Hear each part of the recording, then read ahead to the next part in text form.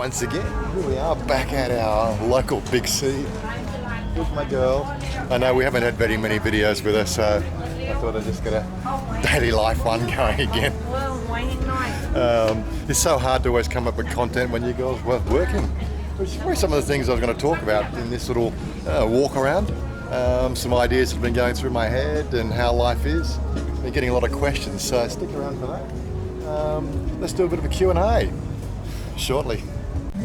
Darling, so how are you? I'm fine. You fine? You work hard, yes, you work hard. We know. Everybody wants to know how the salon. How the salon? Salon go good? Yeah. Now I make too much customer. She had too many customers, yeah. I work hard, I don't have time for shopping. She don't have time for shopping. She always has time for shopping. She will make time for shopping, don't worry. But yeah, tonight it's a Wednesday. This is her day off. Wait. This is her day off today, and we haven't got anything planned, so we're out just wandering around looking for a dress. No, go back this way. Go back this way. No, go back this way. Oh my God. But yeah, so we're doing a run down to Pattaya on Friday. I don't know if you know Nick from his channel, NDTVI. I think if I got that the right way around. He's open in the Assendia Bar down just off Bacau, and we're going down there for the opening night. And my poor girl, she says, "But I don't have a dress. I don't have a dress to wear." So that's what we're doing here today. We're looking for a dress so she can look suai mak-ma. Yeah, so that's the challenge for today, is to find her something that's going to look ultra sexy. And again, she doesn't realise that when we're going to go down to this event, everybody will know her. She won't know anybody. It's one of the things she feels most uncomfortable about these days. When you get the channel, so, you know, the 4,500 to 5,000 subscribers, you go places in Thailand and people say, "I saw you on a video, I saw you on a video." Although she doesn't know these people, they all know her. And of course, I think we might have grabbed some pizza tonight. We haven't had pizza for over a month, so looking forward to that too. Swadika.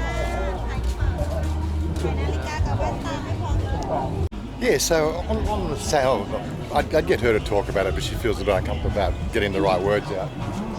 But on the salon side of the business thing here that we've set up, now that's been running for what, 9 months now? It's coming, I think, 9 months.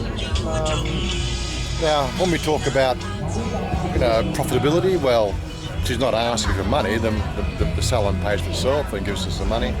I don't actually look at the box. It's not my job. I don't want to pry. I've been told, you know, from the very outset that if it all goes well, it's all good for her. But it's not like you're going to have one business and then if that doesn't work, you have another business and so on and so. This is a one-shot deal, right? If it doesn't work, then she's going to have to buckle down and do things that I've suggested she's doing, like opening her own YouTube channel. I really think she'd do quite well having her own YouTube channel, but again, it's a very, you know, it's only a new type thing. They don't really sort of get it or understand that, oh, you can actually make money off YouTube. It might not be a fortune, but you know, when you start to look at the whole 300 baht a day is the minimum wage here in Thailand, you can definitely sort of get to that sort of achievement level in a modest channel of 5,000 to 10,000 subscribers, but just finding the content. So of course, you know, when you start to look at the 300 baht a day minimum wage, and just to give you a bit of a heads up of sort of what a typical employment might be, Peck's been looking for somebody to, as a hand or, you know, a waitress in his steak shop down in the corner.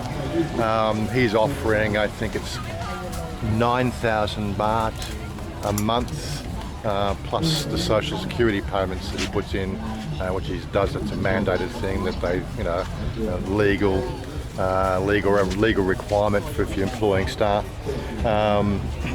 So Chanya definitely sort of makes that sort of money and more than that. So 300 baht a day sort of tends to be a bit of a Where's she gone to? Not really understood very well, but it's what they say. That's the minimum wage. But again, you got to look at sort of skilled versus unskilled and time and hours. So if you're working in PECs, what's she doing? What's she doing? So she goes out of camera, right? She's not really sort of focused on the camera. Yeah, so getting back to the whole thing. So if he's employing somebody there, they're going to be working there 6 or 7 days a week from 2 p.m. till 9 p.m. That'll be sort of the hours he'd be sort of keeping in the shop there. And he's offering the 9,000 baht, I think it was what I saw on the plaque. Plus the social security, which is that's for a young person fresh out of school, unqualified.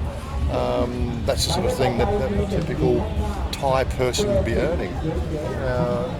Just making, I think, it's very hard. So you got good and bad days. So a bad day, she might only do 2 cuts, so she might only make 500 baht for that day. But then again, Sundays or Saturdays, she's doing 10 to 12, things. There was also a situation like, she's getting up at, she's actually, I think 2 weeks ago, she actually stayed, she went to the shop after dinner, slept at the shop because she had a 4 a.m. appointment on the Monday morning to do a makeup job. That's the sort of commitment she has to the whole workability. And not just one makeup job that was worth 1,500 baht. So that's one job in one day, and it took 2 hours or something. There's also the other things that she would do throughout the day. So on average, she's making at least 1,000 baht a day. So that's 30,000 baht a month. There's obviously expenses. There's the products that she'd have to continue to buy, so on and so forth. But ultimately, it's in Thai standards. It's quite reasonable, and she's very happy with what she's doing, and she's enjoying it immensely. When you do something you love, the money is only a sort of side benefit, really. Is that right? She's not even listening. Now, darling, I want you to be sexy girl. Okay, I want you to be soi mak ma. Everybody want to see you. You have to be number one. Okay. Of course, that's the other challenge. That's why we don't get to go out too much. Now, what she's going to have to do for this Friday, she'll go to work at 10 a.m. roundabout, and she'll have to finish up at 2 p.m. And I think she's already got 2 jobs on or booked on for that day or 2. Well, as much as a Thai would confirm that they're going to come in at a certain time, Sort of, people ask me, so why don't you run a book? Why don't you run bookings and things like that, like you do in the West? It doesn't quite work that way out here. But she's told me she's got 2 bookings for Friday, and she believes it in the morning. So that means we'll be leaving sort of Phetkasem at 3 o'clock in the afternoon. I believe we're picking up Ian on the way through, or whether he comes out and meets us, I don't know. Which means, hitting sort of Pattaya around 6 to 6:30. Of course, I'm driving, so there'll be, maybe a couple of beers, but that's about all. Get the drink over the whole period of the night, and then we'll be sort of heading back about 12 o'clock. Because again, she's got to work the next day. Now, if I was going alone, I could probably stay overnight, but that's other complications in that as well. With all this new TM30 ruling, people don't realise the complexity of this whole TM30. Okay, so I'm on Pa's blue book. So I got my yellow book, but it's part of Pa's blue book because he's what they call the head of the household or the household owner. And this doesn't get really discussed very much. What happens there is the fact that if I go and stay somewhere and they sign me in as a foreigner, and they do the right thing on the TM30, I've then got, when I get back home, it's actually Pa's responsibility within that 24 hours to get into freaking immigration, right, and sign do the new TM30 to say I'm back in the household. I don't think they have any idea the complexity of that. He just owns a house. Thais don't even know how the system works themselves, right? But of course, when it comes to the 90-day check-in, right, they could turn around in a minute and say, I'm sorry, well, you've got your checking in here, and now your form sort of says you're living here, which is where you've always lived, but we got no second, paid the 2,000 baht fine. It's not actually my responsibility to pay that 2,000 baht fine. It's actually Pa because he didn't do it. But of course, it's going to come out of my pocket because you get the idea. It's the whole thing is a complete schmozzle. It really is. Okay, the law's been there for since 1976 or something like that. It's just that whether it's enforced or not was always the weird thing. I don't want to sort of rant about it, but it's just, quite frankly, it's like going to the dark ages sometimes with the bullshit you have to deal with over here. So Pa has to go and sort of sign me back into the house, right, and send that form in, right? Okay, you can do it online, but then of course that means that he has to then first register with immigration, right, that he is a household and there's a foreign. We've done all the paperwork, that was done 3 years ago, but he doesn't get any special thing because I know I've looked at the website, they're going to put in an ID number and a password as the household owner. How does that work? Thai's got no clue. They're not computer people. They're not computer literate at that level. And then again, the Thai's going to have a computer to start with to do it. So it puts a Thai person at an inconvenience, right? And quite frankly, most Thais will just sort of say, "Oh, fuck it, I'm not going to do it," And then the foreigner, when it gets around to the TM, the 90-day check-in, they're going to sort of say, "Sorry, we're not giving you an extension. You didn't." How does it become the foreigner's fault? This is a bizarre rule. But anyway, hopefully they'll wake up to the fact that it's just not workable. Well, I got some great ideas. I said, why don't they, design an app that you put on your phone? Everybody has a phone these days. I'm quite happy to just say, install that app. Right, you can track me. I can give them, give me a Google account. I'll allow tracking on my Google account. Whatever you want. Just let's dispense with this crap. But again, that's I'm an IT sort of guy, and Thailand wants to be IT, but they don't want to do the work that's involved. I don't understand that. It really doesn't make any sense to me. Cinderella and the glass slipper. Yes. Yes. Could you just imagine her running out of Assendia at midnight on a Friday night because it's just turned midnight and she turns into a pumpkin? Oh my God. Of course, on the flip side of that, we've been to places over the last 3 years, actually quite a number of places and stayed overnight. I think last Christmas we were, 3 nights away. Not once was anybody asking, for me to sign any sort of foreigner forms or, details for a TM30. That's out the boondocks. One shoot is but I just see first. Okay, you can have one too. Yeah. I like the Cinderella one. You okay? Yeah. I like that one. Okay. But yeah, that's the thing. So Thais just can't be bothered with this bullshit. It's just the government wants to money. It's okay. Just can show this. It's okay. No problem. Show underwear. Come on. You see it every day when you're in the shops. She's a bit shy when it comes to that. But yeah, we were discussing this last night at the meetup. We'll talk about the meetup in a second. We were talking about it at the meetup last night, the whole TM30 thing, and it is farcical. But we really believe that the only places it's going to be enforced is if you're what do you call it, your TM6, which you fly in on, if it's Phuket based or island based, or maybe even you're sort of saying you're in central Bangkok in the Pharang hotelier tourist zones. That's maybe where you're going to sort of find the enforcement of this rule. When you're getting out to the sticks, it's going to be up to the Thai, and it's only going to be sort of it's a matter of they have to catch a foreigner in the building, right, at the time, right, when the form hasn't been done, right? So it's going to come down to meaning, people in provinces, they actually have to, the immigration department will have to have, a van full of immigration officers running around, checking all the hotels in the place. They can't even get police to do the police stuff on the street. Do you think immigration's even going to get their finger out and do the immigration stuff? It's just, again, it'll always be the same. This is Thailand, as we say.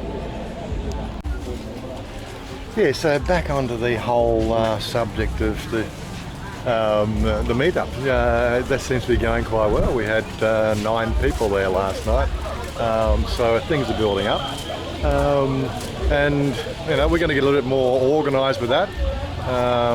We had Joe join us last night. Got a chance to talk with him. He's a good bloke. You probably sort of know Joe. His channel, I think, is called Foreigner Joe. I don't remember what the names of these channels are. I just know the people. I just know my friends. People change their channel names every 5 minutes. But yeah, so he showed up last night. We got a bit chatting. I've actually made him a sort of an admin on our Facebook group now, so that it's okay. Yeah. You got to watch these sort of things here. I'm not even noticing what the people are doing in the background. Girls might be dressing in the background. Oh my God! Well, if you're going to be dressing in a marketplace, modesty is the last thing on your mind.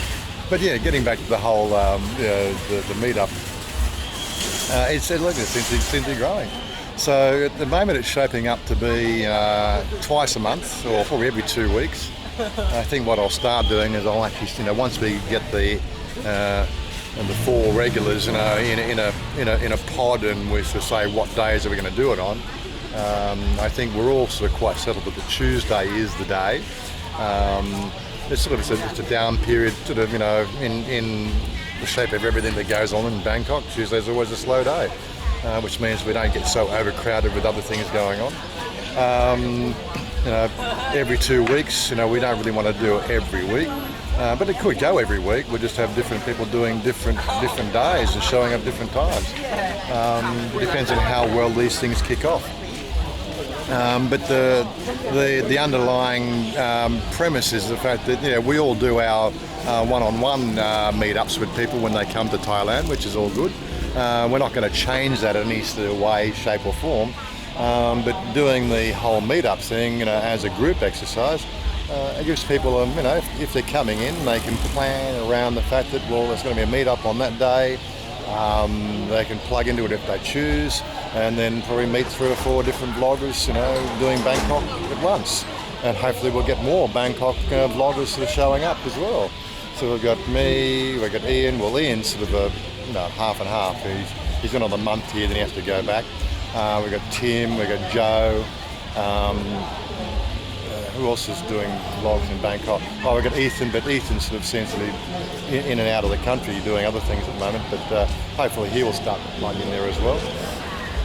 And I'm sure there are other Bangkok, other Thailand vloggers living in the Bangkok area. And of course we've got the expats that want to hang out with us as well. So giving an example there, Mark Day, we caught up a couple of weeks ago, and he plugs into it now. He thinks it's a nice thing to do. He's quite happy to sort of be part of it. Again, it's just more about just hanging out and having some fun. So that's where we are with the meetups. And if you're not in the Thailand Vloggers Hub, there's a link down below in the description box for the link. If you're not on Facebook, the only other way you'll get notice of it is if you're on my Thailand Hub website. You can subscribe to the notifications there. I will be posting the notification there as well. There's no other place I can really think that we can post it where people can be notified as a group. This is one of the things that works with Facebook. Everybody's on Facebook. If they're not on Facebook, then they're not on Facebook. What you making? Oh, yeah. So if you're not on Facebook, and you're not easily contactable, I'm not going to run a sort of an email list for it. That just gets a bit thing. I'm doing. I'm organising this, and I'm organising it. As the IT guy that can be switched on with the organisation part of it. But it's our meetup. It's the people living in Bangkok area who want to plug in. It's our thing. And the more people who take ownership with it, the more fun we'll have with it. Now she tells me she wants me to buy a special shirt to match up with everything she's wearing. If you're not special for me. Say again, but? If you not look handsome, say me, but I don't want to take you go show people I shine. See what I'm going to live with? Well, as we say, this is a living, this is for a foreigner living in Thailand, the sort of things you're going to have to deal with. That's what the channel's about, so we're giving a bit of a candid insight of how our life is from time to time. Sort of, who wears the pants? I don't know. It's a bit of one of those sort of difficult ones. I'm very headstrong, so is she. 2 alphas in a relationship is always quite a challenge, but it works for us. I think we're going to eat some pizza now. Yes, darling, you want to eat pizza? Make you fat? Yeah. So she just picked up a lottery ticket. That's another thing we really haven't talked about, is this Thai lottery. I don't know whether they stick it on this video or we'll put it on the video, but it beats me. Unlike most of the state lotteries that I'm used to in Australia, it's all run by the government. The way it sort of works over here is the fact that there's an ex-allocation of these tickets that go out wholesale to registered lottery resellers. One of the things I became aware of only recently was the fact that they actually buy those tickets and then they've got the 2 weeks with which to sell them. And if they don't sell them, then they're stuck holding the bag. Okay, they have a chance of winning on those tickets, the small prize, the little prize, triple prizes. And I don't know how well it works, but these lotteries are designed to make money for the government. There's always this selling and reselling, and when the lottery opens, each ticket's supposed to sell for, I believe, 80 baht. That's mandated, but you'll go some places and they're asking 120 baht or even more. Again, it's bizarre, but supposedly they're lucky numbers. It's a crazy system. Yes, she's found a white shirt.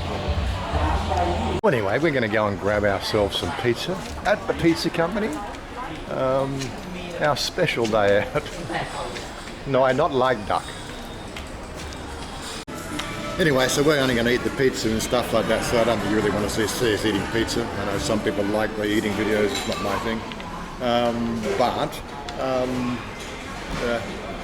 It's only a short video today. It's giving you a roundup of things that's been topical. The next video will be, our night at Assendia down in Pattaya. So look forward to that one. I know it's going to be a couple of weeks delayed, and that's one of the other things that goes on is the fact that the real life, and we do a timeline. It's always one video after the other as life goes by, and some things are coming out a couple of weeks late. That's just the way it's going to be. We haven't got as much material because I'm spending most of my days at home, so that's how it works. Look, quite frankly, if you give us some feedback, if you want me to do more gaming live streams, I'm quite happy to do that. So we've got the 2 games running at the moment. I've got Ark Survival Evolved. We're still building and working on that game. I've also jumped back into Eve Online. I haven't played that for a couple of years, so I'm just getting my feet wet again.